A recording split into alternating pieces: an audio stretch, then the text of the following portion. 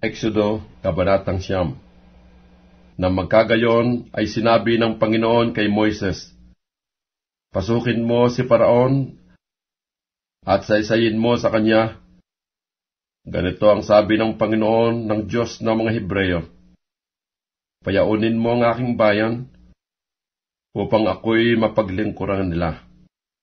Sapagkat kung tatanggihan mong payaunin sila at sila'y pipigilin mo pa, ay narito ang kamay ng Panginoon ay nakapatong sa iyong hayop na nasa parang, nakapatong sa mga kabayo, nakapatong sa mga asno, nakapatong sa mga kamelyo, nakapatong sa mga bakahan, at nakapatong sa mga kawan, na magkakaroon ng malaking pagkakasalot, at gagawa ng katangian ng Panginoon ang hayop ng Israel at ang hayop ng Ehipto, at walang mamamatay sa lahat ng ukol sa mga anak ni Israel.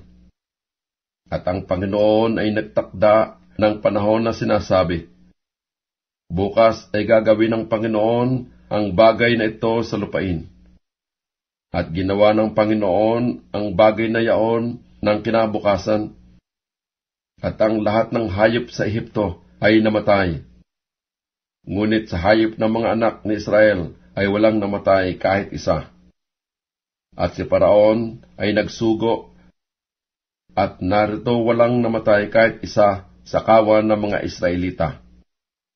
Ngunit ang puso ni Paraon ay nagmatigas, at hindi niya pinayaon ang bayan. At sinabi ng Panginoon kay Moises at kay Aaron, Dumakot kayo ng isang dakot na abo sa hurno, at isaboy ni Moises sa himpapawid sa paningin ni Paraon.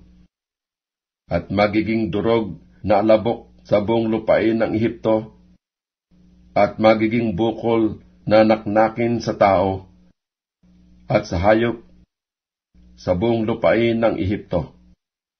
At sila'y kumuha ng abo sa horno, at tumayo sa harap ni Paraon, at isinaboy ni Moises sa himpapawid, at naging bukol na naknakin sa tao at sa hayop. At ang mga mahiko ay hindi makatayo sa harap ni Moises dahil sa mga bukol, sapagkat nagkabukol ang mga mahiko at ang mga Ehipsyo. At pinapagmatigas ng Panginoon ang puso ni Paraon, at hindi niya dininig sila gaya ng sinalita ng Panginoon kay Moises. At sinabi ng Panginoon kay Moises, Bumangon kang maaga sa kinaumagahan, at tumayo ka sa harap ni Paraon, at sabihin mo sa kanya, Ganito ang sabi ng Panginoon ng Diyos ng mga Hebreyo, Payaunin mo ang aking bayan, upang ako'y mapaglingkuran nila. Sapagkat ngayon ibabugso ko na ang lahat ng aking salot sa iyong puso, at sa iyong mga lingkod, at sa iyong bayan, upang inyong maalaman na walang gaya ko sa buong lupa. Sapagkat ngayon iniunat ko na ang aking kamay, upang salutin kita, at ang iyong bayan, at nawala ka na sa lupa. Datapwat totoong totoo, na dahil dito ay pinatayo kita, upang maipakilala sa iyo ang aking kapangyarihan, at upang ang aking pangalan ay mahayag sa buong lupa. Nagmamalaki ka pa ba laban sa aking bayan, na ayaw mo silang payaunin? Narito, bukas sa ganitong oras, ay magpapaulan ako ng malakas na granizo, na kailanmay hindi nagkaroon sa Ehipto mula ng araw na itayo hanggang ngayon. Ngayon nga'y magsugo ka, ipasilyong mo ang iyong mga hayop at lahat ng iyong tinatangkilik sa parang, sapagkat bawat tao at hayop na maabutan sa parang at hindi masisilong, ay lalagpakan ng granizo at mamamatay.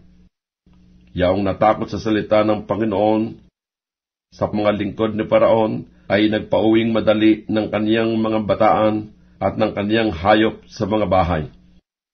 At yaong nagwalang bahala sa salita ng Panginoon ay nagpabaya ng kaniyang mga bataan at ng kaniyang kawan sa parang.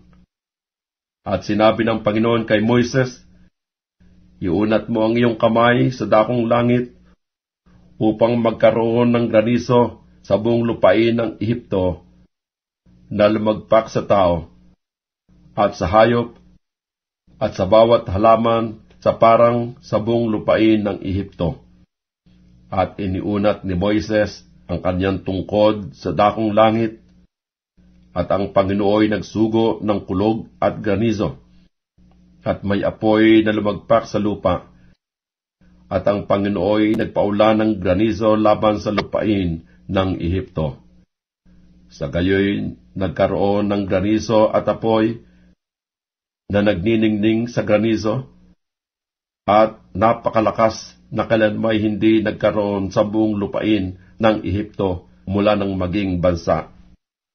At sinalot ng granizo ang buong lupain ng Ehipto, ang lahat na nasa parang, maging tao at maging hayop.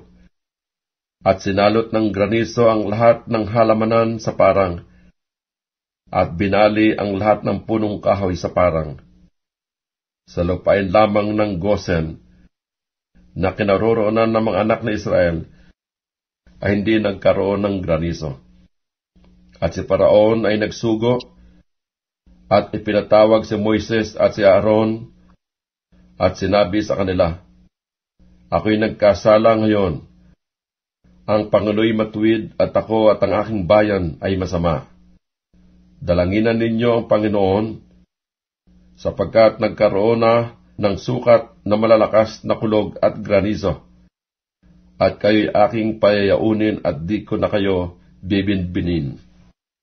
At sinabi ni Moises sa kanya, pagkalabas ko sa bayan ay aking ilalahad ang aking mga kamay sa Panginoon, at ang mga kulog ay titigil, at hindi na magkakaroon pa ng anumang granizo, upang inyong maalaman na ang lupay sa Panginoon. Ngunit tungkol sa iyo at sa iyong mga lingkod, ay nalalaman ko na di pa kayo matatakot sa Panginoong Diyos. At ang lino at ang sibada ay nasaktan, sapagkat ang sibada ay naguuhay na at ang lino ay namumulaklak na. Dadapwat ang trigo at ang espelta ay hindi nasaktan sapagkat hindi pa tumutubo.